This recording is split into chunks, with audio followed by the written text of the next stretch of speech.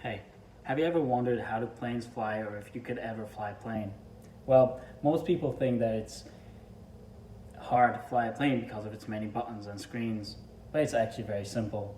Flying a plane for the first time could be just like the first time you drove a car. You gotta know the basics and know how everything works before you drive. Today I'm going to teach you all the basics and everything you need to know to fly a single engine plane. Before we start, we gotta know we gotta know the basics on how do planes fly. And since we're talking about a single engine plane, Piper Ark TX, we gotta know its weight. Knowing the weight of an aircraft can tell us our takeoff speed, landing speed, and our V1 speed while in the air. Most single engine aircrafts have a maximum speed operation of 160 knots, which is 157 miles per hour, and have a maximum altitude of 12,000 feet. Lastly, axis of rotation. There are three types of rotations: yaw, roll, and pitch. Pitch is when an aircraft goes up and down. Roll is when an aircraft goes to the side so it can rotate. Lastly, yaw is a horizontal rotation. After knowing the basics, we gotta get familiar with aircraft tools. Now, a yoke and a rudder used for rotation. GPS is used for navigation.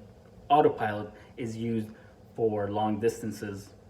Thrust controls are used for speed. Flaps and speed brakes. Flaps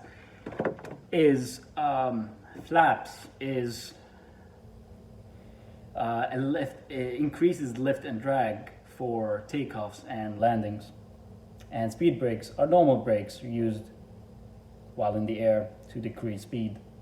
Lastly, after knowing speed, after getting familiar with the aircraft tools, we gotta know how to communicate during flights.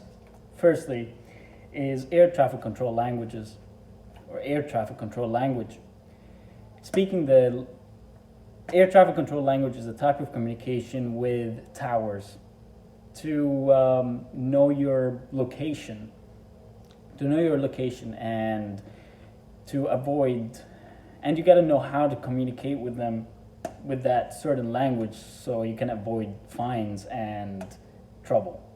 Second, it is radio tower communication.